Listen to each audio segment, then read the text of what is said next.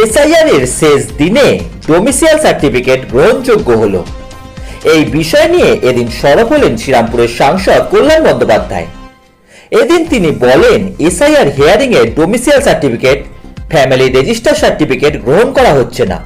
এই বিষয়টি মুখ্যমন্ত্রী মমতা বন্দ্যোপাধ্যায় সুপ্রিম কোর্টে বলে এসেছিলেন। সেই কারণেই এখন শেষ মুহূর্তে এসে ডোমিসিয়াল সার্টিফিকেট গ্রহণযোগ্য হচ্ছে। মুখ্যমন্ত্রী বলেছিলেন বলেই এটা হচ্ছে, না হলে ইলেকশন কমিশন রুলার চালাতো এবং সবকিছু বিজেপির হাতে তুলে দিত। আস্তে আস্তে সবকিছুই এখন আমাদের ফেভারে হচ্ছে।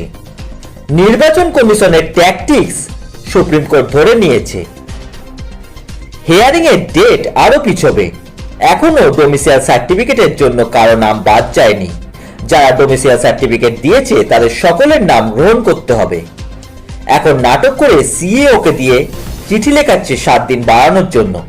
এই যে সমস্ত ডোমিসিয়াল সার্টিফিকেট, তারপর ফ্যামিলি রেজিস্টার সার্টিফিকেট এই যে গ্রহণ করা হচ্ছে না এরা, সেটা তো আগের দিন সুপ্রিম কোর্টে আমাদের মমতা বন্দ্যোপাধ্যায় বলে এসেছিলেন। তো উনি বলে এসছেন, উনি একজন সাধারণ মানুষ হিসেবে মামলাটা করেছেন। তো উনি মানুষ বলে এসছেন এবং জজরা বলেছে যদি না হয় আমরা দেখছি। এই যে ছোট ছোট ভুল মিস্টেক, লজিক্যাল ডিসক্রিপেন্সির নামে বলে কোনো ছোট মিস্টেক রাখতে দেবো না আমরা। ওসব ছোটোখাটো ভুলের জন্য কারোর নাম বাদ যাবে না আমরা। তো এই জন্য এখন লাস্ট মোমেন্টে এসে ওনারা এসব তো করছেন। তার মানে একটা জিনিস পরিষ্কার হচ্ছে যে পশ্চিমবাংলায় যেভাবে তৃণমূল কংগ্রেস মমতা বন্দ্যোপাধ্যায়ের নেতৃত্বে এটাকে নিয়ে ঝাঁপিয়ে পড়েছে, মামলা করছে, মমতা বন্দ্যোপাধ্যায় নিজে মামলা করছে, এই জন্য আজকে এত পরিবর্তনগুলো হচ্ছে। এদিন ডিএ নিয়ে আন্দোলনের বিষয়ে তিনি আন্দোলনকারীদের আন্দোলনকে সম্মান জানিয়ে বলেন, সুপ্রিম কোর্ট তো 31শে মার্চ পর্যন্ত টাইম দিয়েছে, সেটা তো মেনটেন করতে হবে। এত তাড়াহুড়ো করলে তো হবে না। দেখুন, এরা আন্দোলন করছে, ঠিক আছে, যা করছে আমি তাদের সবাইকে সম্মান জানাই, কিন্তু সুপ্রিম কোর্ট তো একটা অর্ডার দিয়েছে, তার তো টাইম আছে, তো এখনই হয়ে যাবে না। টাইমটাকে তো মেনটেন করতে হবে। আন্দোলন করছে বলেই তো একটা বিরাট ব্যাপার কিছু হয়ে যাচ্ছে না। হয়েছে, জিতেছেন, ঠিক আছে, এবার তো টাইম দিয়েছে, 31 মার্চ না কি পর্যন্ত টাইম দিয়েছে না, তবে অপেক্ষা করতে হবে তো। এর পাশাপাশি তিনি আরো বলেন, সিপিএম বিজেপি বলে কিছু নেই আর পশ্চিমবঙ্গে। সেলিম পলিটিক্যালি ব্যানক্রাফট হয়ে গেছে। বিজেপি শেষ। আগামী নির্বাচনে 240 থেকে 250টা সিট নিয়ে তৃণমূল কংগ্রেস জিতে আসবে।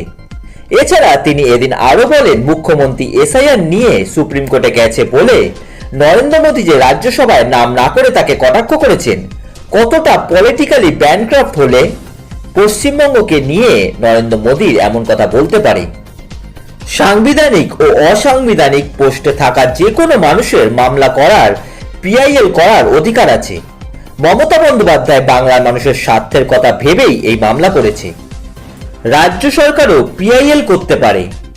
নরেন্দ্র মোদী তিনি নিজে তো নিজের পজিশন এক্সপ্লয়েট করে ওয়াইপি চন্দ্রচূড়ের বাড়িতে পুজোয় গিয়েছিলেন। নরেন্দ্র মোদী জুডিশিয়াল সিস্টেমকে কলুষিত করেছে, তার মুখ দিয়ে এসব কথা মানায় না। মমতা বন্দ্যোপাধ্যায় যে মামলাটা করেছে পিআইএল, সেটা বাংলার মানুষের বেসিক্যালি স্বার্থের জন্য। এবং আমি আপনাদের বলছি, রাজ্য সরকার নিজেও এটা যদিও করেন, রাজ্য সরকারও পিআইএল করতে পারে। নরেন্দ্র মোদী নিজের হোল্ড করে, নিজের পজিশন এক্সপ্লয়েট করে ওয়াইবি চন্দ্রচূড়ের বাড়িতে গণেশ পুজো না কি পুজোতে গিয়েছিল না। নরেন্দ্র মোদী তো জুডিশিয়ারিটাকে কলুষিত করেছে, তার মুখ দিয়ে সমস্ত কথা মানায় না।